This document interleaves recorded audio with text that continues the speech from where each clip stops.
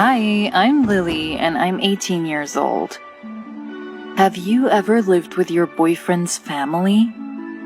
Would you be able to stay with them day and night without being able to leave?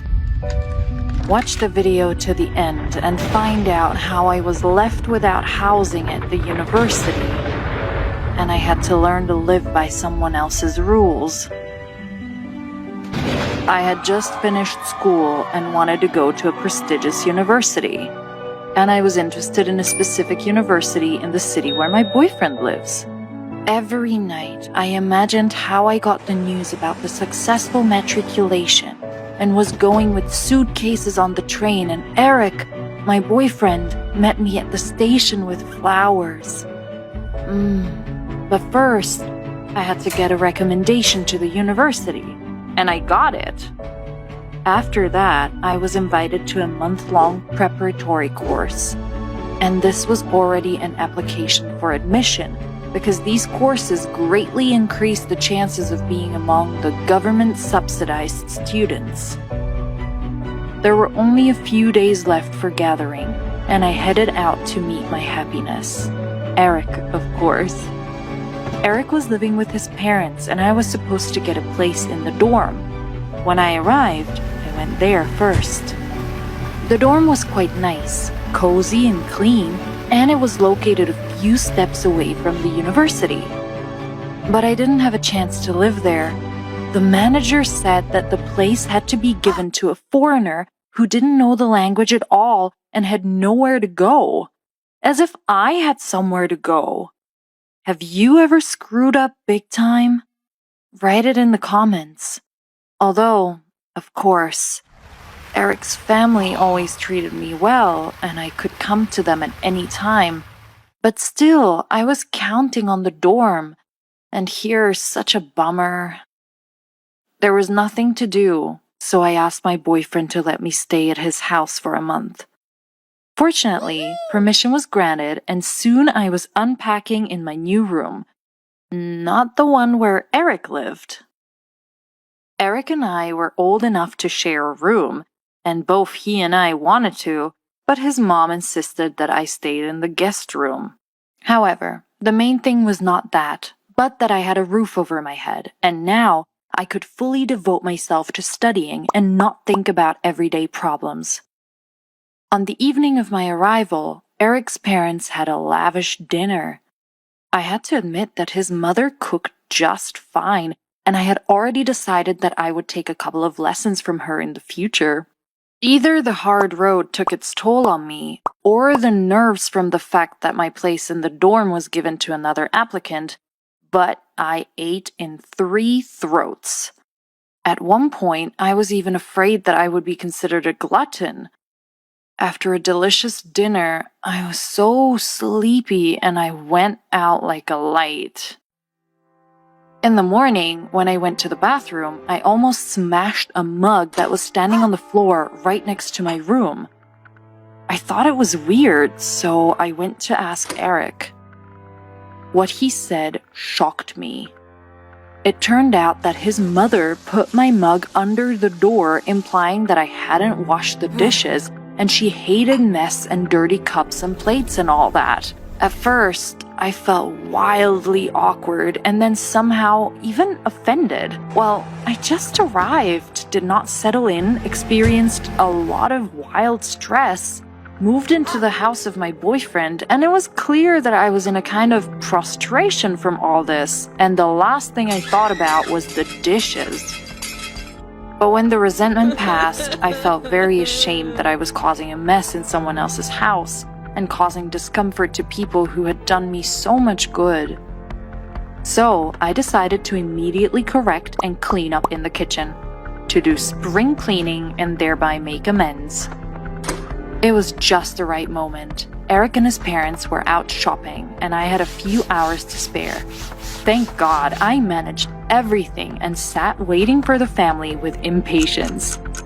The door opened and his mother was the first to go inside. I greeted her with a face like a Cheshire cat and personally called her into the kitchen to demonstrate the cleaning.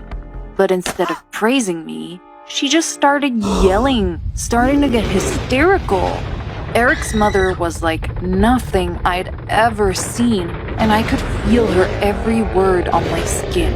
It turned out that it was not about cleanliness, but that after cleaning, all the items were not in their places. Eric came running to the screams and tried to calm his mother, but she was getting more excited than ever.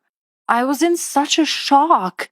In this state, I saw her for the first time, and I was very much scared of it. I didn't know where to go from embarrassment, shame, and guilt. Fortunately, my study on this day lasted until the evening, and when I came home, I hoped that they had already had dinner and went to their rooms. Eric's mother cooked chicken and was waiting for me. At dinner, she pretended that nothing had happened, but the air was bursting with tension. Eric tried to smooth things over with some stupid jokes, but it only made things worse. And then, suddenly, his mother said that she would make a list for me personally of what was forbidden to do in this house. All this while Eric's younger brothers giggled. Have you ever been in a situation where to be swallowed by the ground would be the best solution? Tell us how it happened.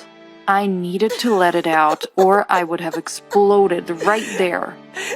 In tears, I called my mother and told her everything. About the room that was separate from Eric, about the cup under the door, and about screams after spring cleaning when I was working hard for several hours, but there was another problem. From all these worryings, I began to have academic troubles. I couldn't concentrate on my subjects. Lectures went in one ear, out the other.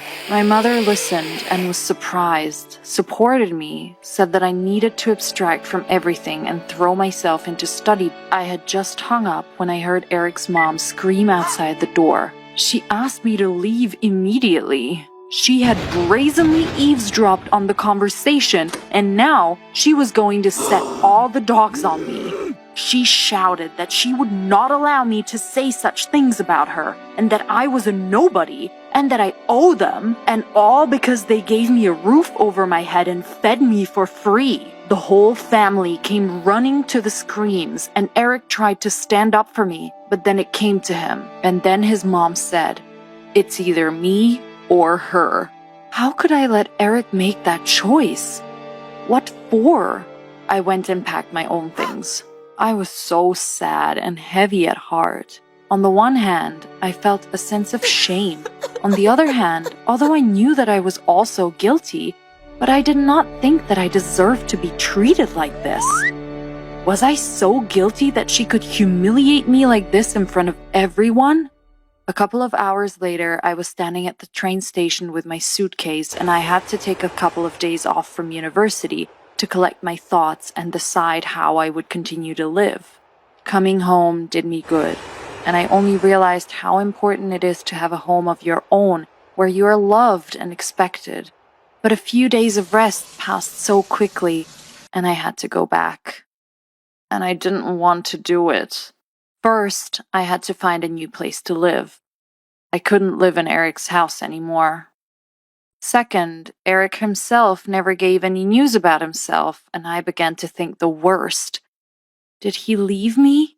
His mother must have whipped him, and now he didn't want to talk to me anymore. And if so, why would I ever go back to that city and go to university?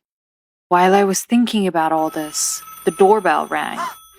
Eric was standing in the doorway. He gave me a bouquet of flowers, asked for forgiveness for the conflict, and said that he was taking me, and now we would live separately. My parents supported his intention and promised to help me with the money. And then it turned out that Eric's parents also did not mind that we lived separately and also promised to help with the money. We found the apartment quickly, and it was a wonderful time. I studied, then came home. We cooked dinner together, chatted until night, and so on for days on end. And then, all of a sudden, Eric's mother appeared on our doorstep. She asked for forgiveness for what had happened and promised to come to visit. Such a load from my soul fell, you would know. I still need to establish a dialogue with her in case she becomes my mother-in-law in the future.